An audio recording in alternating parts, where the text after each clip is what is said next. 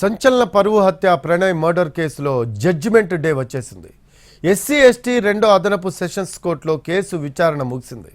ఈ నెల 10న తుది తీర్పిచ్చేందుకు కోర్టు సిద్ధం కావడంతో సర్వత్రా ఉత్కంఠ నెలకొంది. దేశవ్యాప్తంగా సంచలనం రేపిన ప్రణయ్ పరువు హత్య కేసు విచారణ ముగిసింది. తాజాగా డిఫెన్స్, ప్రాసిక్యూషన్ తరఫు వాదనలు పూర్తయ్యాయి.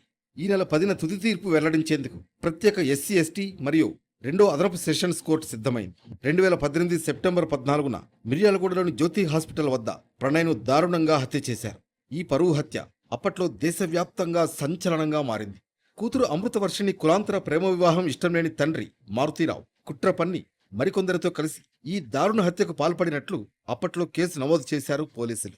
ఈ హత్య కేసులో మారుతీరావుతో పాటు మొత్తం 8 మందిపై అభియోగాలు నమోదయ్యాయి. అయితే అమృత 5 నెలల గర్భిణీ కావడంతో తన భర్త, అత్తతో కలిసి రెగ్యులర్ చెకప్ కోసం జ్యోతి హాస్పిటల్కు వెళ్లి తిరిగి వస్తుండగా ప్రణయ్ను దారుణంగా నరికి చంపారు. నిందితుల్లో అమృతవర్షిని తండ్రి మారుతీరావుతో పాటు హత్యకు పాల్పడిన సుభాష్ కుమార్ శర్మ, ప్లాన్ చేసిన అస్గర్ అలీ, కుట్రలో భాగస్వామిగా ఉన్న అబ్దుల్ భారీ, అబ్దుల్ కరీం, శ్రావణ్, శివ, నజీం మొత్తం 8 మందిని నిందితులుగా ఎఫ్ఐఆర్లో చేర్చారు. ఇందులో A1 మారుతీరావు గతంలోనే ఆత్మహత్య చేసుకున్నారు. అయితే 13 ఆగస్టు 2019 నుంచి ప్రత్యేక కోర్టులో విచారణ జరుగుతోంది. మొత్తం 100 మందికి పైగా సాక్షులు ఉండడంతో వారందరినీ విచారించారు. ప్రాసిక్యూషన్, డిఫెన్స్ లాయర్లు, పోలీసులు సమర్పించిన అన్ని సాక్ష్యాలను కోర్టు పరిశీలించింది.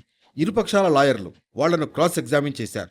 ప్రాసిక్యూషన్, డిఫెన్స్ తమ వాదనలు వినిపించాయి. ఆరోపణలు ఎదుర్కొంటున్న 8 మంది తమకు చట్టంలో ఉన్న అన్ని రక్షణలను పూర్తి స్థాయిలో వినియోగించుకోవడంతో కేసు విచారణలో కొంత జాప్యం జరిగింది. చివరకు విచారణ ప్రక్రియ పూర్తి కావడంతో కోర్టు తీర్పును రిజర్వ్ చేస్తూ ఈ నెల 10వ తేదీన వెలువరిస్తామని స్పష్టం చేసింది. దీంతో తుది తీర్పుపై సర్వత్రా ఉత్కంఠ నెలకొంది.